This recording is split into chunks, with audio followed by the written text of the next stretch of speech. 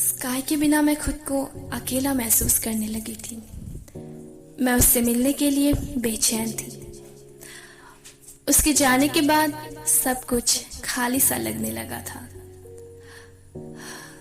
और फिर एक रात स्काई ने मुझे फ़ोन किया। उसने कहा उससे मुझसे मिलना है। परसों शाम को रॉयल ब्रिज पार्क पे उसने मुझे मिलने के लिए बुलाया था। उसने मुझे क्यों बुलाया होगा, ये सोच के मैंने पूरी रात सोने की कोशिश की। और फिर सुबह मेरी आंखें खुली और जैसे कोई पुराना महल, चारों ओर सफ़ेद पर्दे हवा से उड़ रहे। उन्हीं पर्दों के पीछे दीवारों में तलवारें टंगी हुई है। कमरा ऐसा जैसे किसी योद्धा का शयन कक्ष हो। ये मैं कहाँ हूँ? ये सब क्या है? ये कौन सी जगह है ये? आप अभी तक सो रही है? अब उठ भी जाइए। तुम कौन हो? हाँ, क्या बोल रही है आप?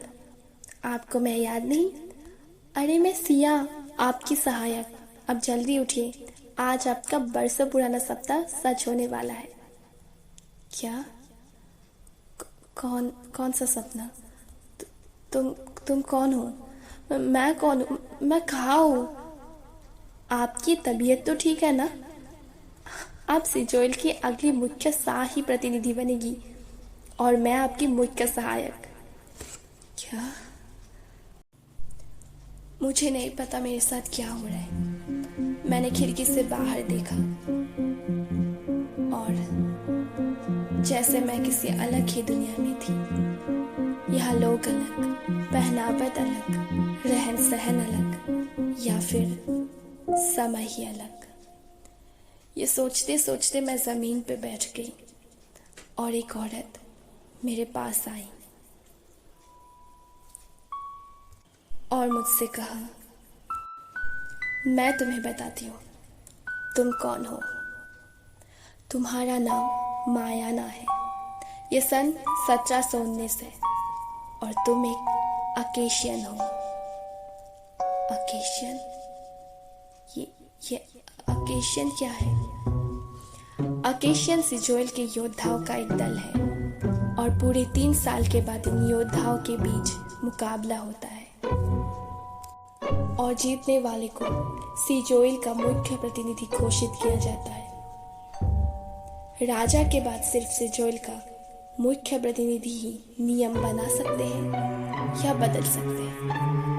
इस बार तुम्हारे और मेरे बेटे अकेशियन जीवान के बीच ये मुकाबला होने वाला था, लेकिन कल रात को तुमने मेरे बेटे जीवान को धोखे से मार दिया और इसीलिए आज तुम सिजोइल की मुख्य प्रतिनिधि बन जाओगी। क्या बोल रहे हैं आप? मेरा नाम मायाना नहीं, मेरा नाम काया है।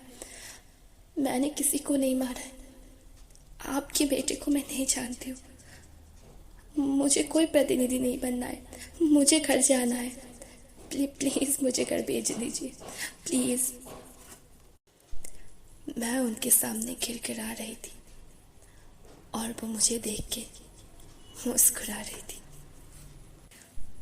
तुमने मेरे बेटे को जान से मार दिया। तुम्हारे बारे में मैं जब भी सोचती हूँ मेरा खून खौलने लगता है।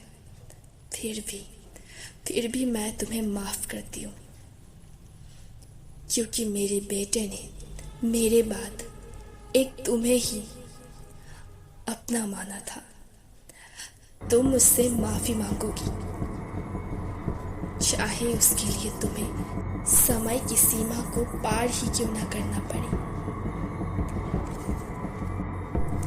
मैं कुछ भी समझ पाती उससे पहले उन्होंने एक चाकू निकाला और मेरे सीने में वार किया। मॉम! क्या हुआ काया? मॉम, मैंने किसी को नहीं मारा। उन्होंने मुझ पे वार किया। मॉम, मैंने किसी को भी नहीं मारा। मॉम, मैं कैसे किसी को मार सकती हूँ? मैंने नहीं मारा किसी को। शांत हो जाओ काया, तुम क्या बोल रही हो? मुझे लगता है तुमने कोई बुरा सपना देखा है।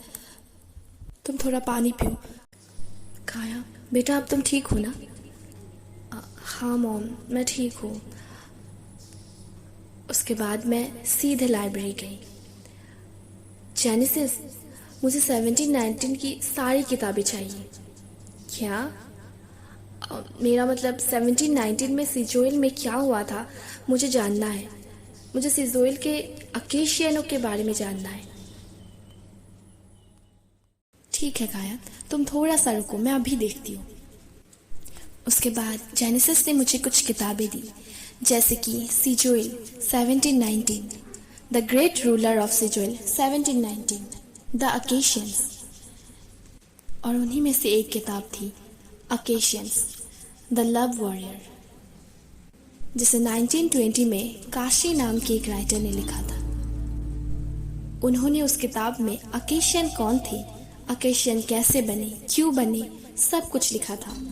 खास करके उन्होंने 2 लोगों के बारे में विस्तार से लिखा था, और वो 2 लोग कोई और नहीं बल्कि अकेशियन मायाना और अकेशियन जीवान थे।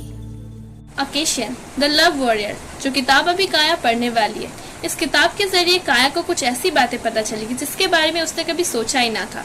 लेकिन इन सब के चलते हुए काया के दिल में जो स्काई के लिए फीलिंग्स है, उसका क्या वो स्काई से मिलने जाएगी?